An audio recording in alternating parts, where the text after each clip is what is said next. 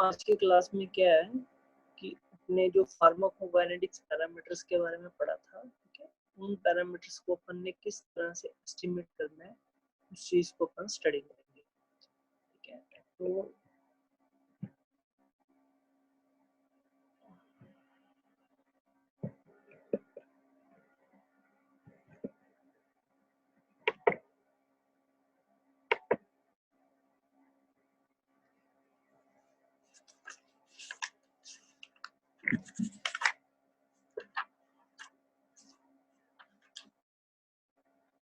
आप लोगों को मैंने भरमाकर की कुछ फोटोज क्लिक करके भेजी है, उसकी जो पार्ट्स आप लोगों ने पढ़ना है वो मिल गया आप सभी को ना। तो सबसे पहले अपन क्लियरेंस से स्टार्ट करते हैं कि क्लियरेंस को कैसे डिटरमाइन करना है। एक कंपार्टमेंट मॉडलिंग के अंदर अगर अपने बात करें तो किस तरह से अपन ने ड्रग को एब्जॉर्ब कराया और किस तरह से जो हमारी ड्रग एब्जॉर्ब हुई है वो ड्रग हमारी बॉडी से किस तरीके से एलिमिनेट हो रही है, इस चीज को अपन इसके अंदर इस चैप्टर में डिटरमाइन करने की कोशिश करते हैं। क्या है, अपन ऑलरेडी पढ़ चुके हैं कि क्लियरेंस एक तो वो हाइपोथेटिकल वॉल्यूम है, फ्लूइड का वॉल्यूम है ड्रग का, ठीक है, वो वाला फ्रैक्शन है, ठीक है, जो हमारी बॉडी से कंप्लीटली रिमूव हो गया एक पर्टिकुलर टाइम पीरियड के अंदर, ठीक है। इसको अपने एक्सप्रेस जो अपने इसको आ, कितने टाइम के अंदर कितना पार्ट बॉडी से एलिमिनेट हुआ है, ठीक है। और फिर जितना पार्ट एलिमिनेट होता है, इस एलिमिनेट हुए पार्ट को ही अपन डिटरमाइन कर सकते हैं वॉल्यूम ऑफ डिस्ट्रीब्यूशन से। क्योंकि क्यों अपन उसको डिटरमाइन उससे करते हैं, वॉल्यूम ऑफ डिस्ट्रीब्यूशन और क्लियरेंस क्यों बराबर चलते हैं आपस में, क्योंकि जितना पार्ट डिस्ट्रीब्यूट होगा, डिस्ट्रीब्यूट होने के बाद ही वो एलिमिनेशन की तरफ मूव करेगा, ठीक है। सबसे पहले एब्जॉर्ब होगा, एब्जॉर्ब होने के बाद वो चीज क्या है, डिस्ट्रीब्यूट होगी, और डिस्ट्रीब्यूट होने के बाद क्या है, वो चीज क्या है, वापस में कोलैप्स होकर या तो किसी चीज के साथ बाउंड होकर अपना रिएक्शन शो करेगी। अगर रिएक्शन शो नहीं करती है, ठीक है, तो कंप्लीटली हमारी बॉडी से रिमूव हो जाएगी, ठीक है। जब भी क्लियरेंस की बात करी जाती है तो जो सबसे मेन पार्ट रहता है क्लियरेंस का, दैट इज रीनल, किडनी। हमारी किडनी से देखो, इस चैप्टर के अंदर अपने क्लियरेंस दो तरीके से पढ़ेंगे, ठीक है। एक तो रीनल रूट से, एक नॉन रीनल रूट से। एक इसके अंदर अपने चैप्टर के अंदर डिफाइन किया है non renal route of clearance. Clearance जो मेजर पार्ट रहता है वो हमारे रीनल किडनी के थ्रू एलिमिनेट होते हैं, ठीक है। क्लियरेंस क्या है कि रेट ऑफ एलिमिनेशन, ठीक है, बाय किसी पर्टिकुलर ऑर्गन से एलिमिनेट हुआ, ठीक है, divided by the concentration of drug available in that particular part, ठीक है। अगर वो रीनल पार्ट के अंदर है, किडनी के अंदर है, तो हम उसको CLR से नोट कर देते हैं कि वो रीनल का है। अगर लिवर के अंदर है, इट मीन हेपेटिक के अंदर है, तो हम उसको CLH से डिनोट कर देते हैं। और अगर किसी अदर ऑर्गन्स के अंदर है तो हमें उसके उस पर्टिकुलर ऑर्गन से उसको नोट कर देंगे।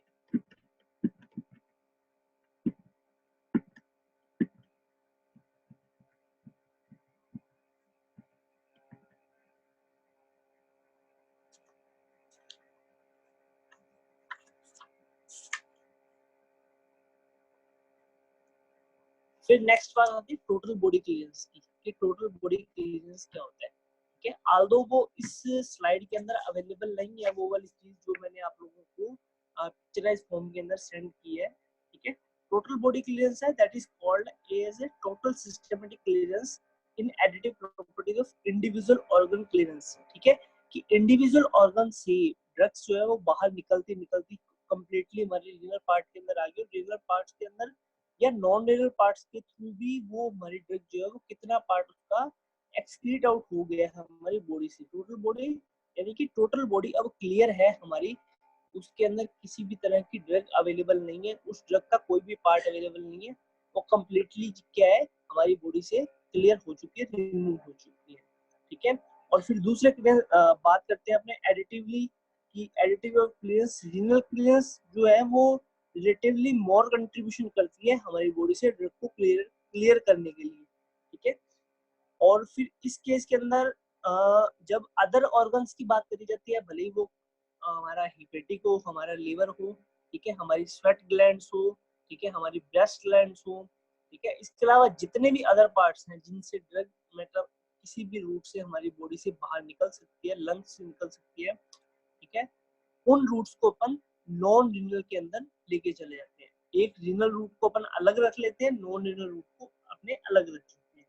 ठीक है, तो इसका फॉर्मूला भी है जो आप लोगों को शायद बताया भी था लास्ट क्लास के अंदर, कि क्लियरेंस कितनी कंसंट्रेशन है, ठीक है, उस पर्टिकुलर ऑर्गन के अंदर, कंसंट्रेशन को अपन मानते हैं। ठीक है, दूसरे तरीके से इसको रेट से भी डिटरमाइन किया जा सकता है कि वो किस रेट के साथ एब्जॉर्ब हो रही है। ठीक है, उस रेट को अपन ने बोला था dx/dt, ठीक है, divided by the concentration that available in body of particular drug. ठीक है, dx/dt divided by the concentration c। ठीक है, तो जो अगर आपके पास जो मैंने आप लोगों को अभी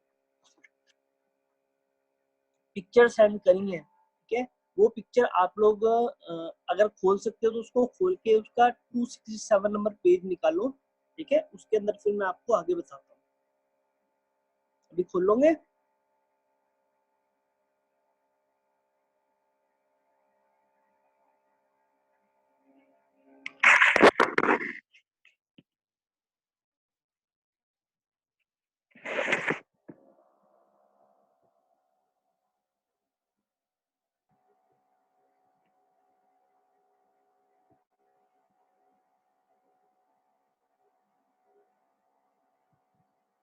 ये पिक्चर आप लोगों के सामने आ गई।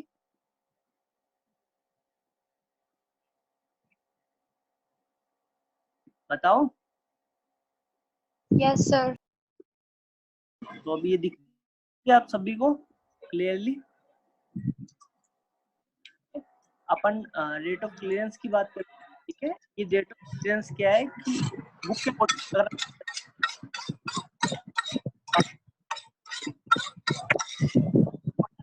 बात करनी है और या आप लोग म्यूट कर लो अपना माइक। सर वॉइस नहीं क्लियर आ रही। अपना माइक म्यूट करो ना, किसी ने ऑन कर रखा है।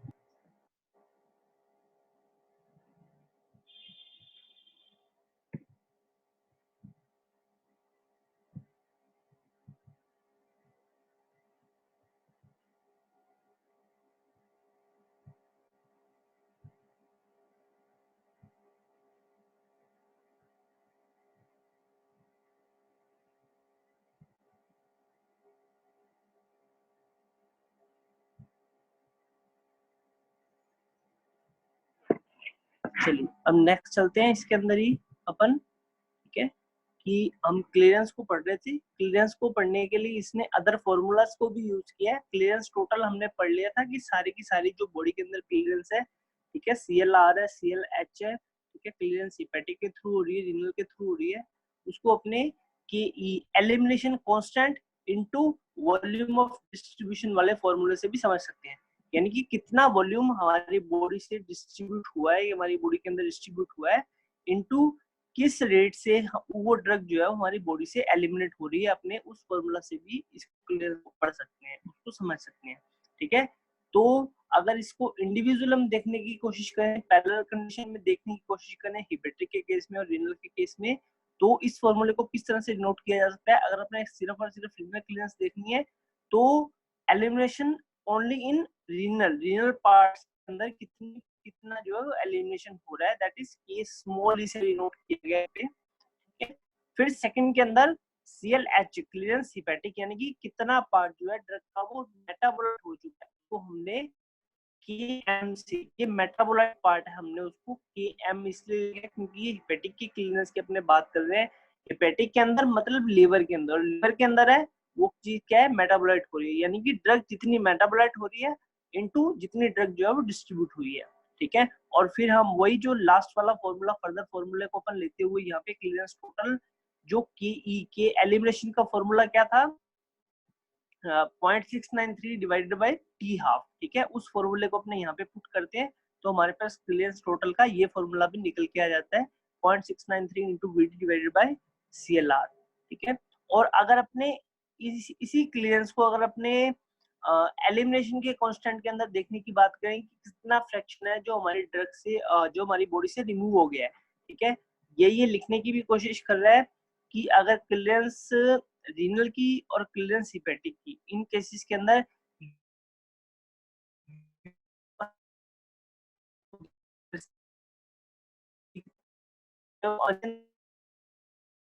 मेटाबोलाइट हो चुका है, ठीक है। तो हम जो ये इक्वेशन है इसको कुछ इस तरह से भी डिनोट कर सकते हैं। ये आ गया फ्रैक्शन, ठीक है। एक्स यू है वो कंसंट्रेशन है, एक कंपार्टमेंट मॉडलिंग के थ्रू बात करते हैं कि एयूसी के कॉन्टेक्स्ट में अपन बात कर रहे हैं कि कितनी देर तक जो ड्रग है वो हमारी बॉडी के अंदर रही है, कितना पार्ट उसका अवेलेबल हमारी बॉडी के साथ,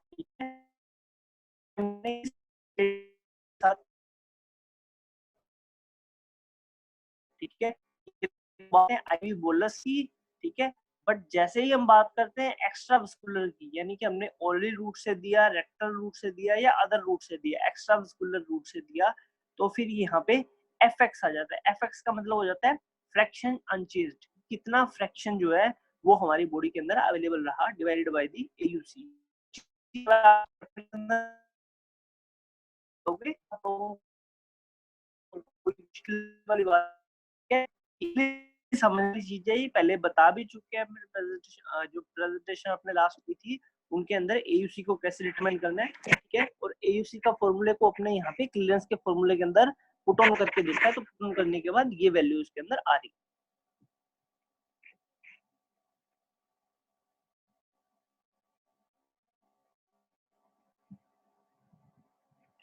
ठीक है। तो अब ये जीरो ऑर्डर इन्फ्यूजन की बात कर रहे हैं।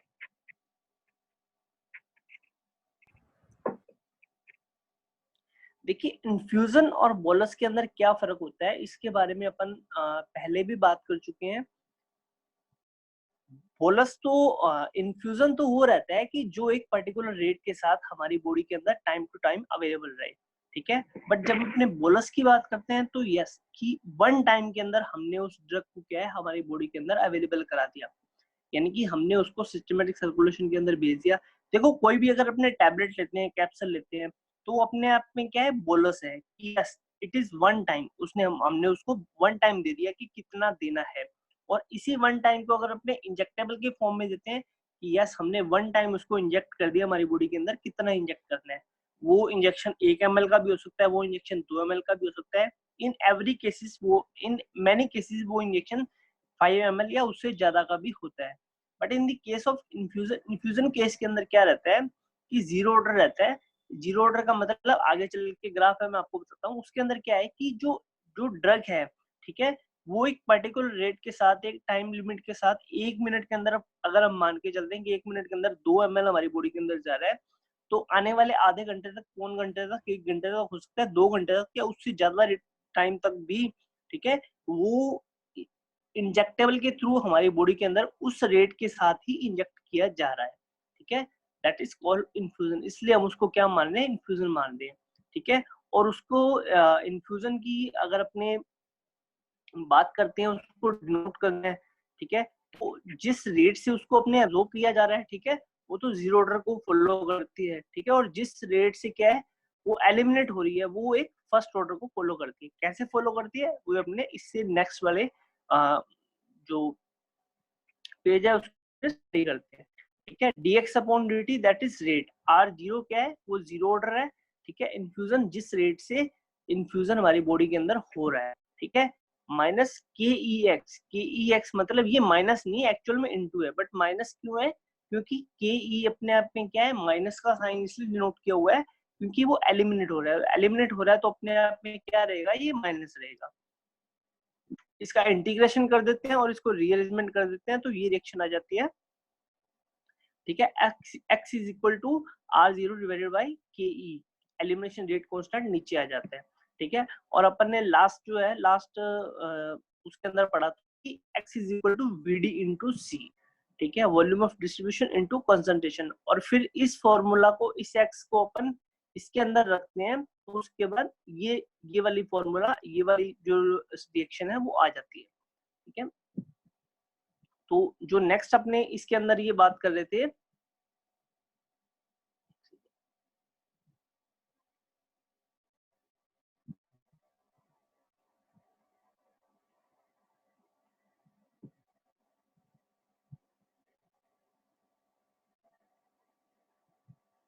यस, ठीक है। देखो ये ग्राफ हमें क्या बता रहा है, ठीक है, ये इन्फ्यूजन रेट के बारे में बता रहा है कि इन्फ्यूजन रेट किस तरह से चलती है हमारी बॉडी के अंदर। देखो यहाँ पे क्या किया गया, वेरी फर्स्ट टाइम में यहाँ पे जो T0 था, ठीक है, T0 टाइम पे क्या है, ड्रग को इंसर्ट करना बॉडी के अंदर स्टार्ट किया गया। देखो दो कंडीशन हो सकती हैं, लोडिंग डोज भी हो सकते हैं इन एनी केस, और लोडिंग डोज की बजाय, ठीक है, स्मॉल डोज से भी स्टार्ट किया जा सकता है। लोडिंग डोज के केस में क्या होता है कि एकदम से बहुत ज्यादा ड्रग जो है वो बॉडी के अंदर इंसर्ट करा दी जाती है, ठीक है। इन्फ्यूजन रेट से क्या है, ड्रग एक पर्टिकुलर रेट से हमारी बॉडी के अंदर इंक्रीज करना स्टार्ट करेगी। इंक्रीज करना स्टार्ट करने से क्या हुआ, यहाँ पे आके क्या है, वो चीज कांस्टेंट होगी। कांस्टेंट का मतलब कि अब जितनी देर तक ये ड्रग हमारी बॉडी के अंदर जाती रहेगी, उस उतनी देर तक क्या है, वो ड्रग उस रेट से ही हमारी बॉडी के अंदर इंसर्ट होती रहेगी। और इस पर्टिकुलर पॉइंट को क्या बोला जाता है, CSS, ठीक है, कंसंट्रेशन इन स्टेडी स्टेट, यानी कि एक पर्टिकुलर रेट के की हेल्प से या एक पर्टिकुलर रेट के साथ ही वो ड्रग हमारी बॉडी के अंदर एब्जॉर्ब हो रही है, ठीक है। इसलिए इसको जीरो ऑर्डर के साथ माना गया, ठीक है। और इस पॉइंट के ऊपर क्या हो गया, आके इस पॉइंट के ऊपर जो कंसंट्रेशन है वो सबसे ज्यादा होगी, कंसंट्रेशन सबसे मैक्सिमम होगी। अब इस पॉइंट के बाद क्या है कि आगे चल के कम ही होगी एक पर्टिकुलर में, जब इन्फ्यूजन खत्म हो जाएगा, इन्फ्यूजन खत्म होने के बाद क्या होगा, ठीक है, सिर्फ और सिर्फ एलिमिनेशन ही होगा, ठीक है। और ये भी क्या कह रहा है कि स्टेडी स्टेट के केस के अंदर क्या होता है, the rate of change in amount of drug in the body is zero, ठीक है, यानी कि बॉडी का जो रेट ऑफ चेंज है कि कम या ज्यादा होना, वो जीरो हो जाता है, ठीक है। इसलिए इसको इसने इस रिएक्शन से डिनोट किया है that zero is equal to R0 minus K E, तो क्या है अपने आप में, ठीक है, एलिमिनेशन रेट है, ठीक है, और x क्या है, दैट इज कंसंट्रेशन, और उसको उसने कंसंट्रेशन को क्या मान लिया है, SS, यानी कि स्टेडी स्टेट, यानी कि कंसंट्रेशन वो क्या है, वो अब स्टेडी स्टेट के अंदर आ गई है। Zero equal to R0 minus K E into x steady state, और इसको अपने रीअरेंज करके ये जो हमारा R0 है, इसको अपने के ई एक्स एस की फॉर्म में भी लिख सकते हैं।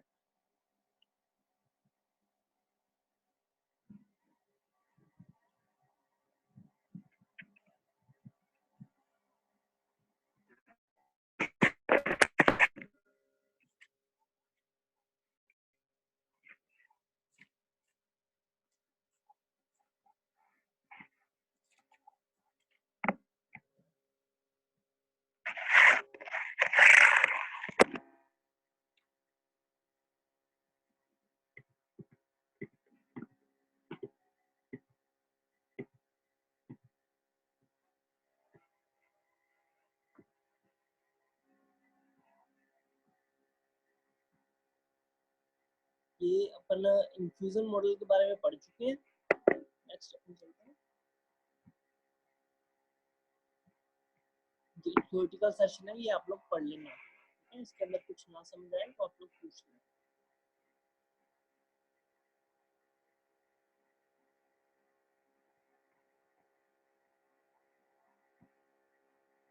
अब अपने फ्लो की बात करते हैं कि ब्लड फ्लो के साथ किस तरह से हम रेट को रिप्रेजेंट कर सकते हैं किसी पर्टिकुलर ऑर्गन के अंदर, ठीक है। अब बात आती है कि ऑर्गन क्लीयरेंस, ठीक है। ऑर्गन क्लीयरेंस क्या है कि इंडिविजुअल ऑर्गन से किस रेट के साथ जो ड्रग है वो हमारी एलिमिनेट हो रही है, ठीक है। इस चीज को समझने के लिए बिल्कुल सिंपल सा फॉर्मूला है कि rate of elimination by organ. अगर एक सिंगल ऑर्गन की बात करते हैं, फॉर एग्जांपल लीवर की बात करते हैं, तो लीवर से जो ड्रग है वो कितनी देर में किस रेट के साथ एलिमिनेट हो रही है, ठीक है। उसका फॉर्मूला क्या है, rate of presentation to organ की रेट किस रेट के साथ फ्लो हो रही है, किस रेट के साथ हमारे उस ऑर्गन के अंदर ड्रग है वो एंटर कर रही है, माइनस रेट ऑफ एग्जिट, ये किस रेट के साथ वो एग्जिट कर रही है, ठीक है। तो रेट ऑफ इनपुट क्या है, rate of input is equal to organ blood flow into entering concentration, किस कंसंट्रेशन के साथ, किस ब्लड फ्लो के साथ वो पर्टिकुलर ड्रग है वो हमारी बॉडी के अंदर आके इंसर्ट कर रही है, उस पर्टिकुलर ऑर्गन के अंदर इंसर्ट कर रही है, तो इसको रेट ऑफ इनपुट बोल दिया है, रेट ऑफ प्रेजेंटेशन बोल दिया, minus rate of exit. Rate of exit क्या है कि कितना ब्लड फ्लो चल रहा है उसके बाहर की साइड की वो ड्रग किसी पर्टिकुलर डिफ्यूजन सिस्टम के थ्रू उस पर्टिकुलर ऑर्गन से एग्जिट हो सके, ठीक है, इनटू एग्जिटिंग कंसंट्रेशन, और किस कंसंट्रेशन के साथ वो ड्रग है वो पर्टिकुलर एग्जिट हो रही है, ठीक है। तो इस फॉर्मूला को बिल्कुल सिंपल तरीके से लिखा जा रहा है कि rate of elimination is equal to Q C in minus Q C out, ठीक है। तो ये तो हो गया रेट ऑफ एलिमिनेशन। एक्सक्रीशन हो गया Q C in minus QC out, ठीक है, ये कितना क्यूसी इन है माइनस क्यूसी आउट, ठीक है। और इसी फॉर्मूला को अगर अपने क्लियरेंस के तौर पे लिखते हैं, ठीक है, तो इसको अपन थोड़ा सा मॉडिफाई या चेंज करके अगर अपन इसको लिखते हैं फॉर्मूले को, तो उसको इस फॉर्म के अंदर लिखा गया कि रेट ऑफ एक्विजिशन को टोटल एक्विजिशन को भी अपन ने यहाँ पे ले लिया, ठीक है, माइनस में जो अपन ने क्लियरेंस के बारे में पढ़ा था, क्लियरेंस क्या था कि rate of acquisition divided by the concentration, कितनी कंसंट्रेशन थी और एक पर्टिकुलर वो तो थी टोटल, ठीक है, और एक पर्टिकुलर ऑर्गन की अगर अपने बात करते हैं तो ऑर्गन की कंसंट्रेशन एक्विजिशन क्या है, ऑर्गन का एक्विजिशन अपने इस फार्मूला से लेते हैं कि concentration in minus concentration out divided by the concentration in, ठीक है, वो हो गया किसी पर्टिकुलर ऑर्गन की क्लियरेंस, ठीक है। और एक एक ऑर्गन की क्लियरेंस बात करके कि क्लियरेंस इसकी कितनी है, किस पर्टिकुलर की लिवर की कितनी है, हेपेटिक की कितनी है, किसी अदर ऑर्गन की कितनी है, ठीक है, तो उन सभी का टोटल जो है वो टोटल बॉडी क्लियरेंस हो जाएगा, CLT जिससे अपन ने खुद डिनोट किया था, ठीक है। ये हो गया अपने आप में, ठीक है, एक्सक्रीशन रेशियो, ये हो गया कि concentration in minus concentration out divided by the concentration in, इसको अपन ने यहाँ पे एक्सक्रीशन रेशियो से डिवाइड कर दिया कि उस पर्टिकुलर ऑर्गन से हमारा ड्रग है उसको एक्सक्रीट होने का रेशियो क्या है, वो उसको अपन ने इस फॉर्मूला से डिनोट कर दिया, वो क्योंकि आपस में डिवाइडेड है तो वो उस चीज का रेशियो निकल गया। और इस रेशियो के डिपेंडेंसी अपन देखते हैं, इसको आगे क्लासिफाई कर दिया गया कि कुछ ड्रग्स हैं वो हाई एक्सक्रीशन रेशियो वाले की इंडेक्स में आते हैं, कुछ ड्रग्स हैं वो इंटरमीडिएट के अंदर आते हैं और कुछ ड्रग हैं वो लो एक्सक्रीशन रेशियो के, ठीक है, और उसकी वैल्यूज भी दे दी गई, ठीक है, 0.7, 0.72, 0.3 और 0.3 से कम, ठीक है, यानी कि पर ml के हिसाब से इसको डिनोट करके इसको क्लासिफाई कर दिया गया, इसको सेग्रीगेट कर दिया गया कि कितने ड्रग है वो किस ऑर्गन से उसका कितना पार्ट कितनी देर के अंदर रिमूव हो रहा है, ठीक है, वो क्या है, वो उसका एक्सीलरेशन रेशियो है, ठीक है। एक्सीलरेशन रेशियो को अपन देखते हैं, एक्सीलरेशन रेशियो की हेल्प से अगर अपने टोटल ड्रग को मान के चलें कि 1 है, ठीक है, और वो उसका अगर हाई एक्सीलरेशन रेशियो की ड्रग है उसका 0.7 पार्ट अगर रिमूव हो चुका है, ठीक है, तो बाकी कितना बचा, वो हो गया एफ, वो बचा फ्रैक्शन कि उसमें से कितना फ्रैक्शन बच गया। ये इसने एग्जांपल भी दे रखा है कि एक्सीलरेशन रेशियो अगर एक ड्रग का हम बोलते हैं कि 0.6 है, ठीक है, वो बताती है कि 60% जो ड्रग है वो ब्लड फ्लोइंग के थ्रू उस ऑर्गन से कंप्लीटली बाहर निकल चुकी है, ठीक है, तो अब उसका बाकी का फ्रैक्शन कितना बचा, वो 1 में से अपन उसको क्या करेंगे माइनस कर